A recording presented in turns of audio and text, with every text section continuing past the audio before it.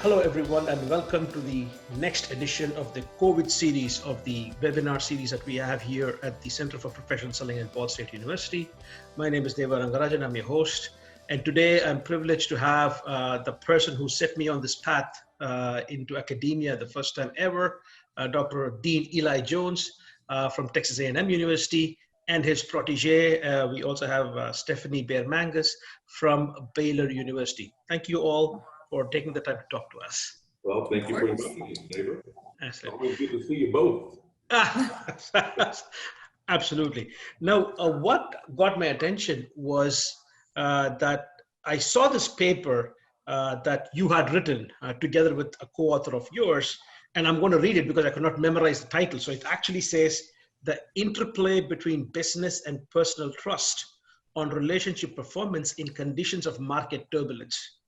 So what immediately rang a bell was trust, personal trust, right, business trust, and then there is something called as performance and turbulence. So you see all those right bells were just ringing when you said, these are all the right things that we need to be hearing right now.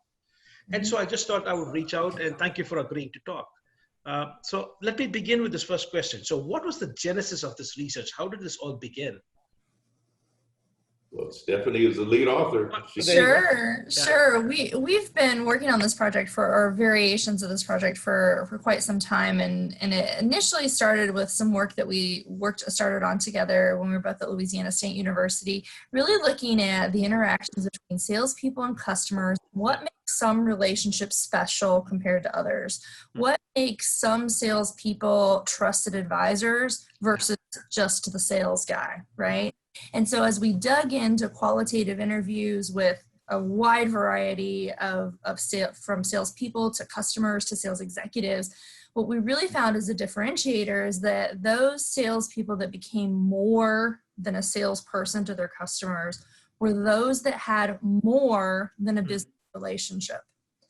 And when you think about that, even in your personal life, there's there are friends that you have for certain things and you trust them in certain ways. And then there are others that you have deeper, more strengthened relationships with. And we found that through that process that, this seems intuitive. If you've been in sales, this seems intuitive, right? You're like, yeah, I know that. Okay. But when you go up a few levels to executives, sometimes they don't want to acknowledge that these relationships are real. They don't want to acknowledge that there's more outside the business or the job that actually matters and turns into performance. And so through working with a variety of different companies over the years, we finally boiled down to the fact that the big difference maker between salespeople that were able to build these deeper trusted advisor relationships and those that weren't were the ones that were able to develop business trust. Hey, I'll do my job. I'll deliver the goods. I'll follow through on my word. And personal trust. We'll talk about what's hard in your life. You can trust me with confidential matters. You can tell me about your divorce and I'll understand how that impacts the next time we talk to each other. And that's more. And we all know that and we nod along to that. And I think any practitioner that's listening is like, well, yeah, obviously. Interestingly, we hadn't tested it that way. When we look at the literature in sales and the academic literature on trust, it's very business oriented. I'll deliver on time. I said to keep my word. I'll do what I said. And those are great. And those are critical. Those are must-haves for an effective relationship between salespeople and customers. But getting kind of to the punchline is that there's so much more than that in this term we call trust. And so we put it down then into business and personal trust, diving into how that impacts those relationships in different circumstances. This is fantastic. And actually, this is something that I want to ask Dr. Jones, because this is almost initially when I read this, I said, is this from Dr. Jones? Because I remember sitting as a graduate assistant in his class. Yeah. So where he was talking about the fact that in business to business, supposedly, the decisions are very rational, right? So essentially, if that is the case, you would imagine that the relationship trust, the business part of that trust is what is extremely critical. So for me, if I were to ask Dr. Jones, what made you also support this research together with your co-author, that if all along we've been talking about business trust, right? We've been saying that in business to business relationships, that personal trust maybe not that important, because maybe it might almost be detrimental sometimes, because the person might say, by placing their trust or doing business with a salesperson where I have personal ties with, might actually make me look bad, because it's almost like I'm playing favorites. So to what extent do you think that you went beyond that to actually look at this particular phenomenon? Sure. Yeah, first of all, I love working with both of you. You're Yeah. fabulous. I just really enjoy working with you. But I'll tell you from a personal perspective, having been in sales and a sales manager and now a sales academic, one of the things I've always been interested in is this trusted advisor relationship. And Stephanie and I had many, many conversations back at LSU about trusted advisor relationships. And I had gone to my fair share of conventions, sales conventions, and I've heard many sales managers, sales executives say to the entire sales team, we want you to be a trusted advisor to all of your accounts, to all of your customers. And having been in key account sales before, I know that that's just impossible to do when you think about it, because of exactly what Stephanie was saying. So you're building that business trust. That's a given. You have to do that, right? That credibility in order to deliver the goods and build that relationship, business relationship. But think about how many trusted advisors you actually have. Think about that. From your business life, your personal life. Yeah. And I've asked the same question around the world doing executive, asking lots of salespeople, how many trusted advisors do you have in your inner circle? All right. And when you ask that question, you add to it, you say, wait a minute, these are folks you're confiding in. They're going to give objective review. So they're going to tell you things that you don't really, honestly, don't want to hear, but you know that they're operating in the best interest of you. And so when you ask that question, typically the number is 5.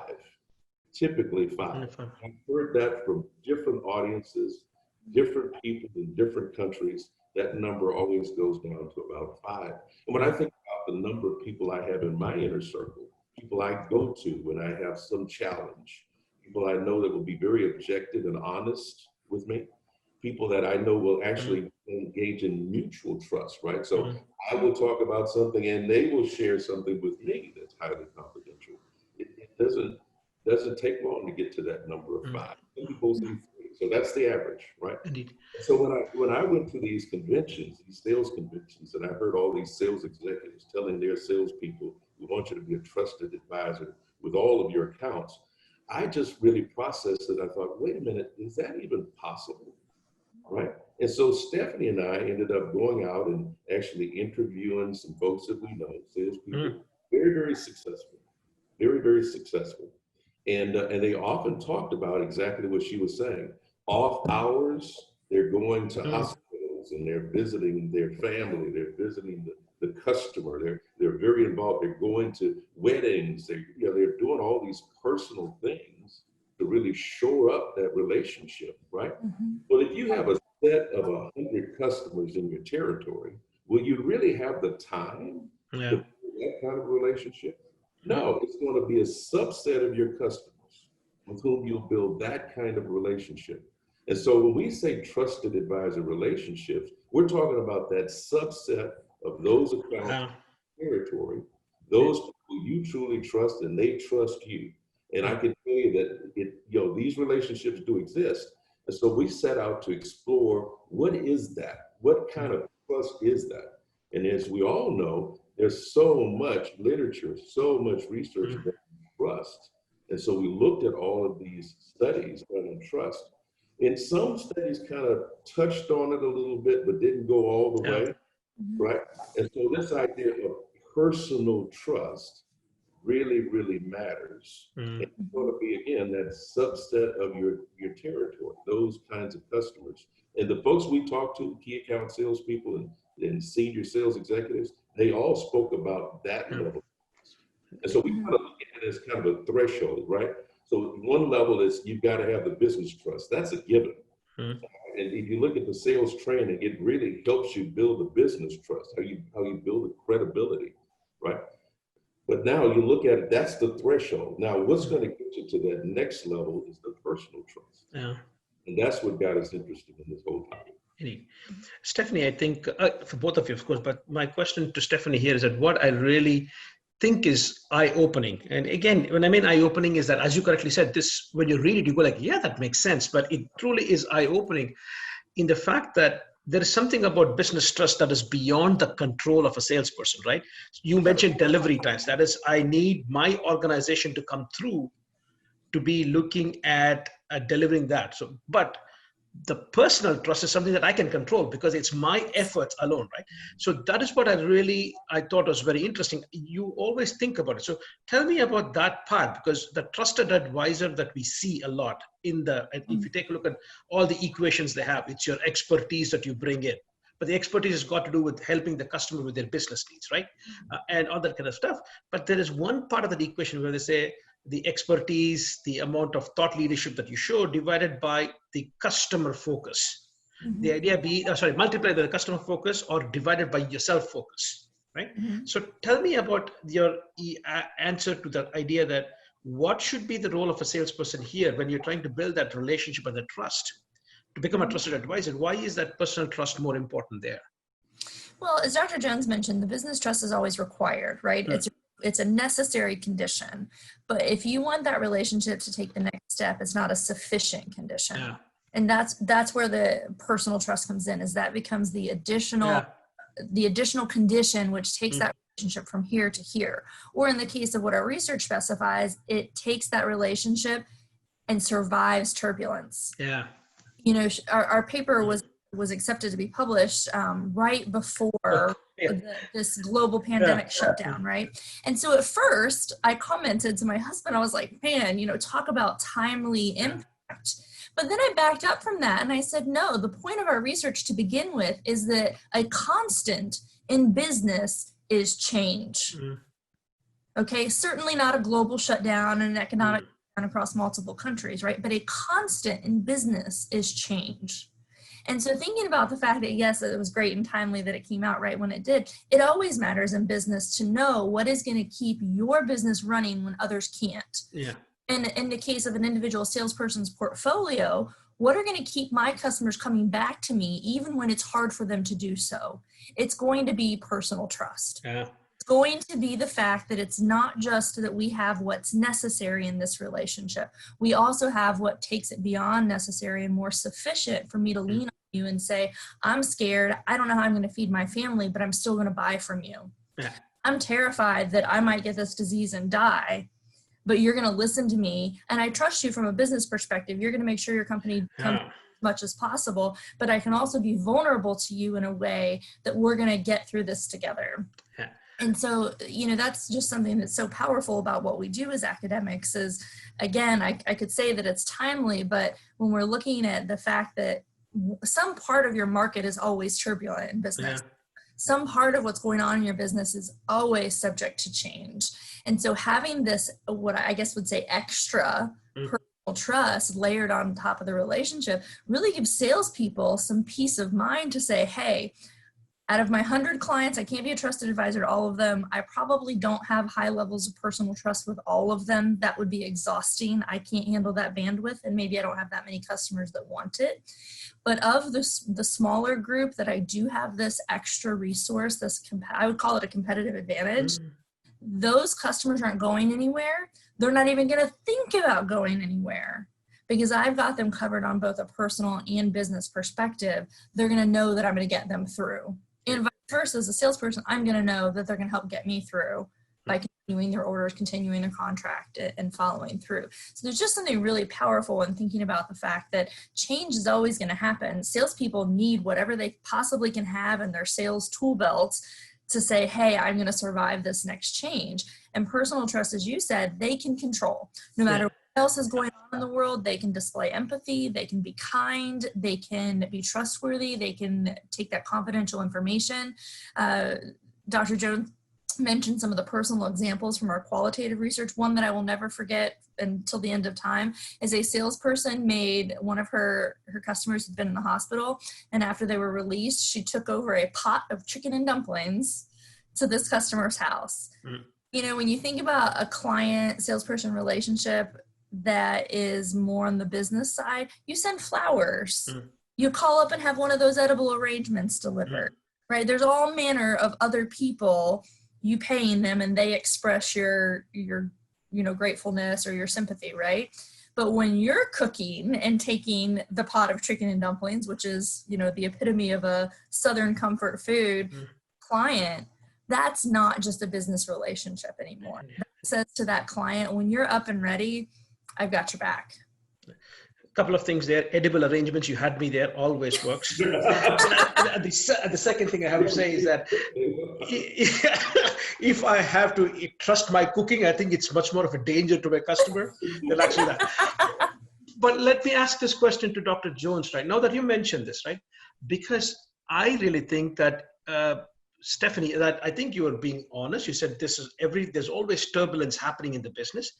But the level of turbulence that the COVID has brought about is on a different level. So I really think that your research is much more powerful than, even though you're trying to say it happens all the time, but I think it's more relevant now.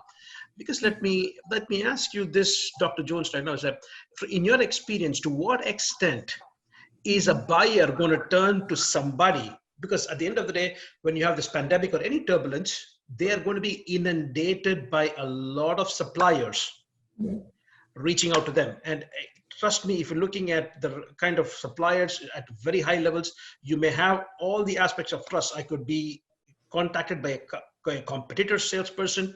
The competition has the equal amount of relationship trust because it comes from a reputed organization and everything else. But don't you think that when all things being equal, it is actually that personal relationship that we might not necessarily give it enough credence, but that helps a buyer open up and show vulnerability to a salesperson? Because you would always imagine that a buyer might think by opening and showing vulnerability, I might be taken advantage of, right? Not even from business, I'm talking of a personal side as well. So to what extent do you think that is relevant now during pandemic kind of responses, where that ability to show empathy, but it's also the fact that your customers are now not going to open up to everybody, but only to those people that they really trust? Right. So let's talk a little bit about market turbulence, just a bit, because that was the variable that we really uncover, right, to unveil the strength of these relationships. And so when I think about market turbulence, and you look at the literature and how we measure that, so market turbulence includes the extent to which customers' preferences are changing. Yeah. Okay, that's one of the measures that we use for market turbulence.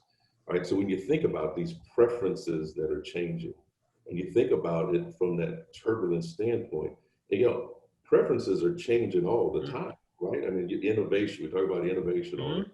And so, if you're in the B2B world, which is what we're testing the business-to-business relationships. And in the business-to-business relationships, you're experiencing all kinds of turbulence. Right now, to make it relative to what's going on with COVID-19, people are talking about supply chains. Yeah. And the problems with supply chains, and supply chains are breaking down now. That's a big part of what's going on with COVID-19, right? And so you think about it, if you are a business-to-business salesperson, and you're calling on a major, supermarket chain, right? And all of a sudden, those deliveries are not being made because of supply chain problems, right? And you take that condition, you say, okay, now what happens to the business and personal relationships on customer satisfaction and customer? That makes it a very strong test. And in our paper, we talk about the strain test relationship. That's in our paper. So we're saying under the condition of strain test relationships, right? Now what happens to business? That's really the heart of the paper, right? And so when you think about that, and you say, okay, well, when you are at a personal level, part of your question is you're talking about the personal level. Well, who did you go to during the COVID-19 crisis? Who did you call on? Who did you rely on? Who did you call and say, look, I'm really struggling right here. This is really affecting me mentally, psychologically, physically, whatever the case might be. Think about those 5 people you talk to. All right, so you're in this condition. We are now. We're in this condition of a lot of turbulence, not just market turbulence, but just turbulence in general. And I know I did, I reached out to a set of people and said, hey, but this is how this has affected me. How about you? Right? That demonstrates the strength of the personal trust. But that's what is, when you think about the conditions, that's what makes this paper, we think, very, Absolutely. and to your point, we're looking at a very strained test relationship now with COVID-19. So go out and talk to buyers now. We did a session with Gerhard Schwartman. Went to 3.0, went to the selling 3.0. Oh, yeah. And Gerhard is a very dear friend. We just enjoy working together. And we had a set of sales managers and salespeople in the audience, and we talked through the turbulence that's going on. And one of the things that I mentioned to them, I said, you know what, right now, think about your customers and what they could possibly be processing now. I'm not even sure if I'm going to get my delivery, even though it's so-called out of my salesperson's control. As you know, salespeople, we're held accountable for all of those things that happen. Absolutely.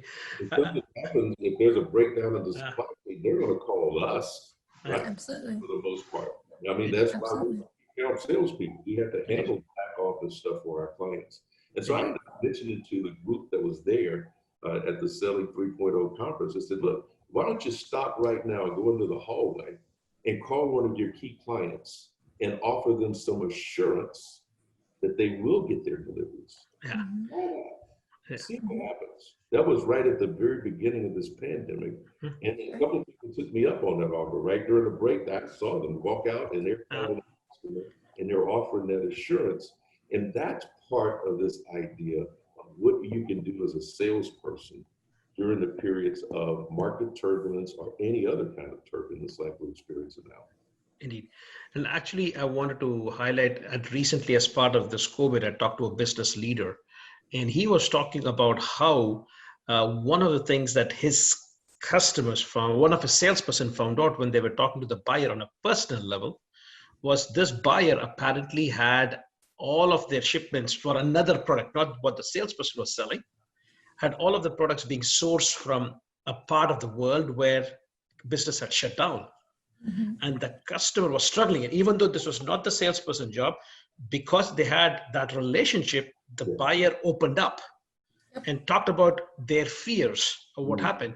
And here is what happened actually in this case. That salesperson then, even though it was not their product or their offering, goes to his, it was a he in this case, goes to his organization, works with his purchasing organization to source the same thing, which is not in our portfolio, from one of their other subsidiaries in another part of the world, and gets it shipped to the customer.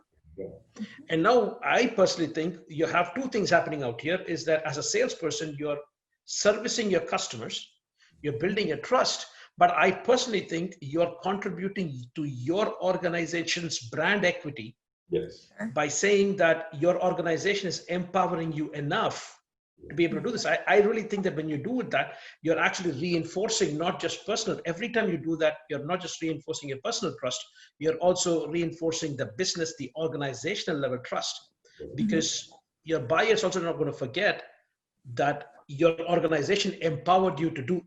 This is quite different from the example of cooking for that particular customer. Our work, as it turns out. Absolutely. Indeed, and this was part of it. Indeed, and for me, that is what is really nice. Now, Stephanie, Dr. Mangus, if I were to ask you this question.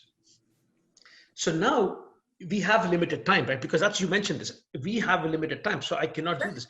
But then one part of being a trusted advisor is this true focus on the customer. I'm not saying that we are not customer focused, but to what extent do we think we should be careful that we only choose certain customers because they happen to be big customers and we want to help them out? You see what I mean? So there's always going to be this negative perception that this is being very, very opportunistic. So what would you take and what would you say to those people saying that this goes beyond just being opportunistic? Because I have to limit the amount of time I spend. Would I spend that time with a customer who may not be giving future repeat business? But then it becomes very calculated. So what are your thoughts on that one? I mean, you represent the thoughts of your team as well. Sure. That's always going to be a balance, right? So that's something that salespeople are always going to deal with, and they're always going to deal with, you know, the salesperson loyalty versus loyalty to the firm, as you right? But when you, like the example you just gave, that the power in what it does for the firm, for the selling firm, is so big that it's worth this time and effort. So when you look at the results of our paper, for example, both types of trust lead to performance. So both are good for the bottom line. If I'm a salesperson and I'm trying to allocate my time, part of that is obviously going to be driven by dollars, because that pays the bills, right? So we can't deny that. We can't pretend that that doesn't happen.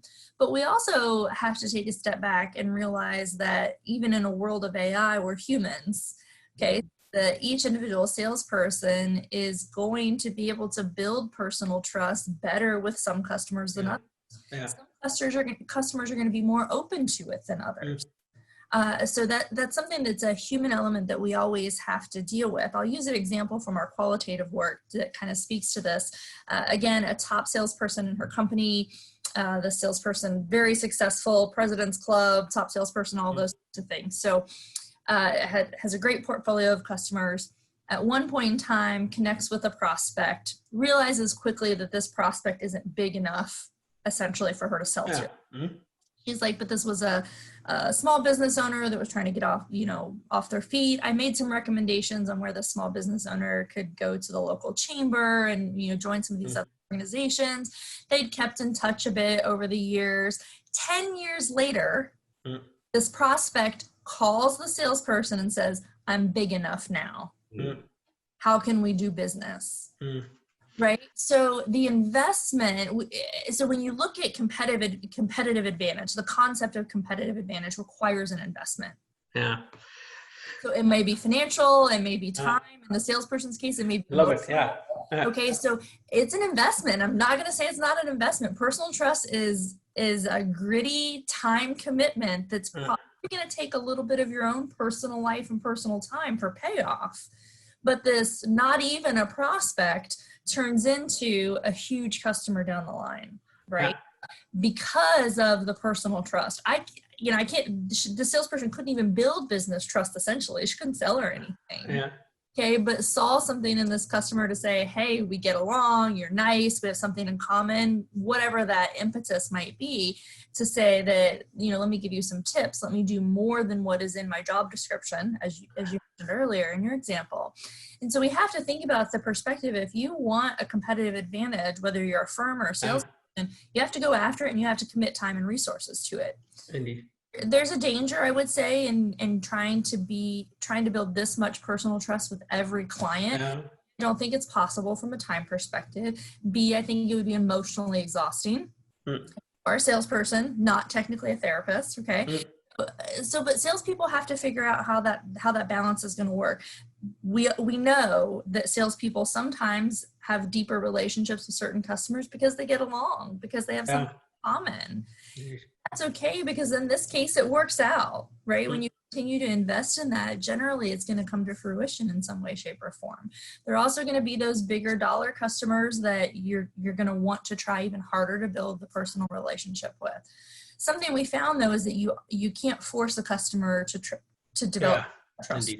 Indeed. You can't. And so sales, I would argue, particularly inexperienced salespeople, need to realize that if you push that too hard, you're going to alienate. Instead of that time investment turning into something positive, it's going to turn into something where that customer says, I want a different salesperson. This is not what I want. And so there's reading cues, there's reading body language, there's reading responses. That's part of your job as a salesperson, is adapting. So that's not shocking to hear that. But boy, if you can do it and you can get, I would say, 25% of your portfolio in this trusted advisor, multi-layered relationship, then your portfolio is going to weather even a global pandemic. And I've been out and talked to a few sales forces. The salespeople who are doing okay and who aren't panicking are probably the ones that have this multifaceted type of relationship in their portfolio, because they a competitive advantage over time. I think if you have salespeople out there right now who don't have the personal trust and they're trying to build it right now, it's going to come off as disingenuous. Indeed. Right? Indeed. Let me add to this, and this is my question to Dr. J, because this is a long-winded answer. I've always ranted about the challenger sale. I've always said that they're saying what everybody has known all along. If you're fans of the challenger sale, my apologies for that. I've always said that they are saying the obvious, but the only thing that has been great is that they've actually brought it forward that we should be looking at sales and we should be challenging customers. We actually had one of my doctoral students go take a look where we interviewed 35 procurement directors, and what we said was if there was no amount of personal trust, not even business trust, we didn't specifically ask for personal trust. Sure. If you are going to challenge a customer without that trust, does not matter, the customer is going to kick you out. Yeah. Right? And that is something that is not necessarily obvious when you read the book where they talk about these are the profiles of people you should challenge. But I personally think if you don't have that level of personal trust, why should a customer or a prospect, not a prospect, you can talk to a customer, why should even they listen to you if they don't trust you enough to say, wait a minute, this person is asking me to question my intelligence, saying, am I thinking right for the job? So essentially, I personally think that is why I like this research a lot, because I can see this now as a kind of caveat to your challenger sale if you're going to be investing, because there are so many companies investing in challenger sale methodology that actually, if you have not built a certain amount of trust, and here I'm going beyond the business trust, I've never thought of personal trust, but your research has put that for me, saying, if I've not shown empathy to a customer during their difficult times, if that customer cannot trust me with their lives, not that every customer is going to be doing that as well, or to be a therapist or that kind of stuff, it's going to be very hard for you to challenge the customer, right? So Dr. Jones, what are your thoughts on this? Is the fact that your ability to go out there and sometimes say something that a customer, you said something interesting. You said during these difficult times, you call upon 4 or 5 people because they're honest with you. Right? Yeah. Now, isn't that something that's part of Challenger too, right? That if you want to get that message.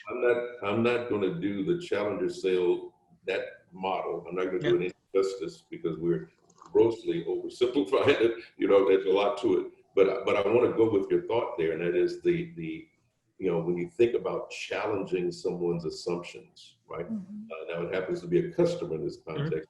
You can talk about it from a personal perspective. When you get ready to challenge someone's assumptions, I fundamentally believe, and I think we all do, one, you've got to earn the right to do that. Indeed, absolutely.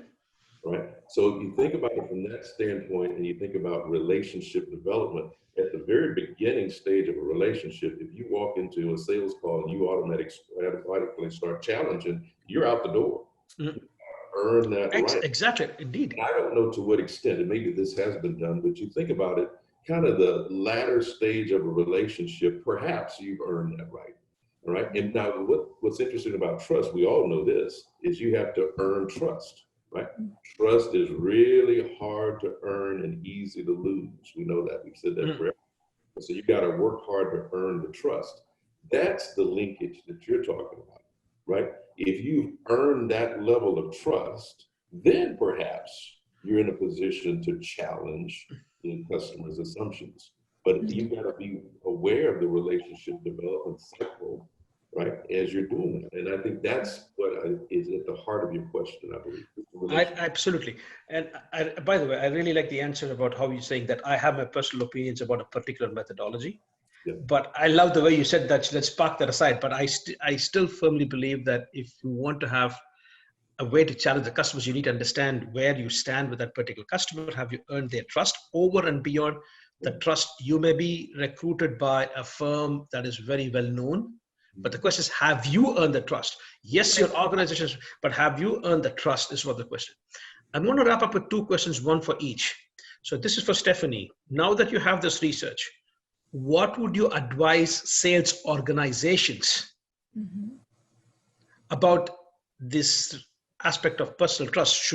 How should sales organizations try to get this installed in their salespeople? What can sales organizations do?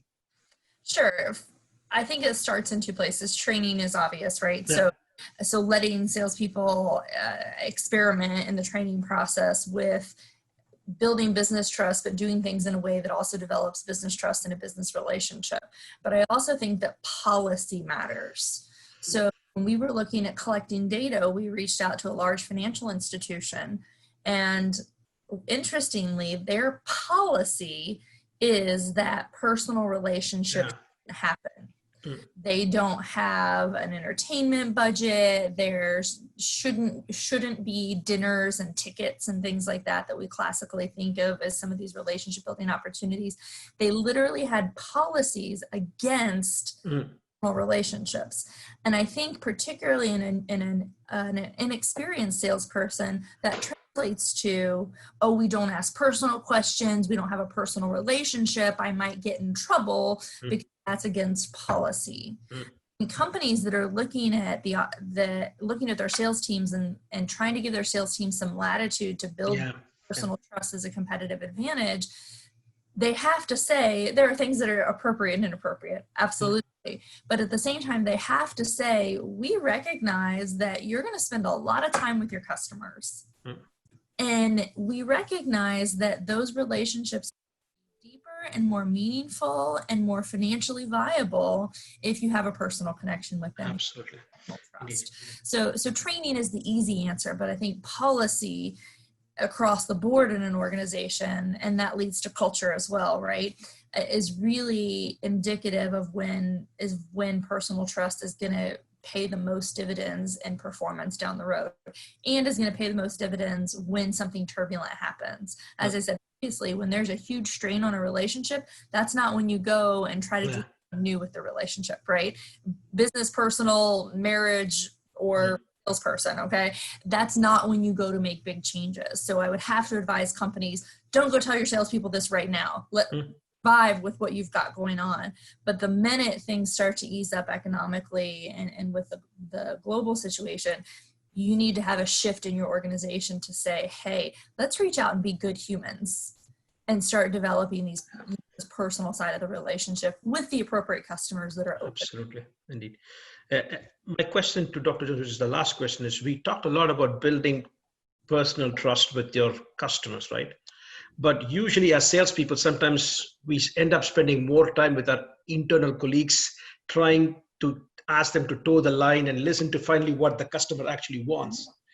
To what extent do you think the findings from your research is also going to be relevant if I were to try and take a look at internal selling, where I also become like a kind of an internal trusted advisor, or earn the personal trust and build those relationships internally to help me with my customers when I need them the most? Absolutely. That's such a great question, David. So when you think about a key account manager, that's exactly what a key account manager or a key account executive is doing. He or she is actually working the internal side as much as the external side, right? Because you want to bring the full resources of your company to your key account. So that's exactly the kind of relationship that should be going on there when you're working the internal. Now, we didn't look at the internal customer, but that could be another extension of our work. As you look at the internal customers, how does the key account executive or strategic account manager actually work the internal side, so that when the time comes, when there's such turbulence, that person can draw on those resources to make sure that the customers win?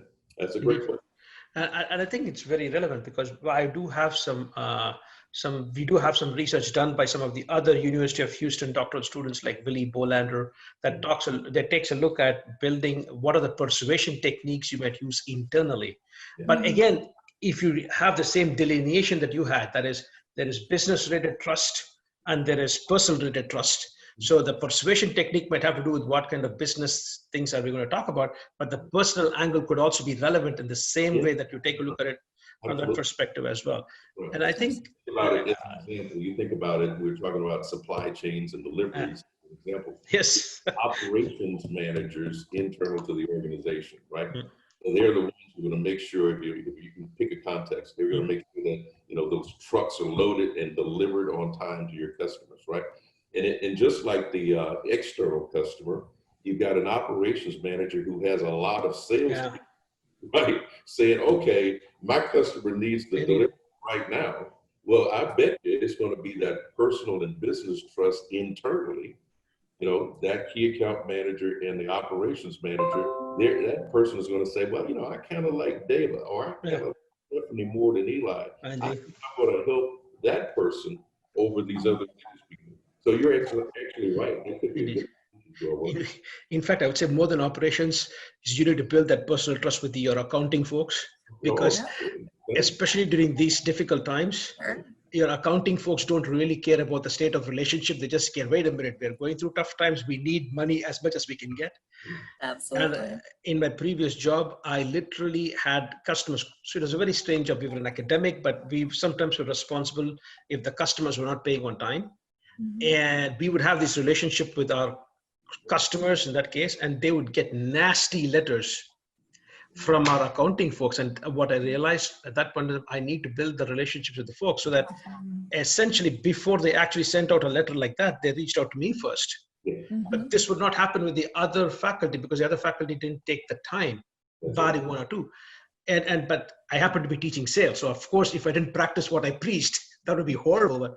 But I really think that that idea of personal trust in business relationships, either external to the organization or internal, I think is going to play a very, very big role. And I think adding to what Stephanie was saying was in the short run, it might be a lot of effort, but in the long run, it's going to pay you back manifold, not just in terms of business, but it's also going to give you peace of mind, and not to mention any fulfilling personal relationships that you might also have there as well. So indeed. So thank you so much for your time. It was really, really interesting. And for the audience, again, if you ever are thinking about, if you're young enough to be looking at a career in sales, try to build trust. I think that is one of the key things, because as Dr. Manga said, change is always going to be happening in your customer's organization. There is always going to be turbulence. But the idea is that if you can build those relationships, you can actually, even when there are strain, I believe that's the word you strain test, when there are strain in those relationships, that you can actually go a long way. For managers, what it means is that COVID is going to be tough, but cut your salespeople some slack, empower them enough to be able to do these kind of work that can help your customers feel that they're cared for, so that when times do get back to normal, when things do get back to normal, it's going to be a much better place where you're going to begin from, rather than earning to build that trust again. So thank you, Dr. Jones and Dr. Mangus, for your time. And stay tuned for the next edition.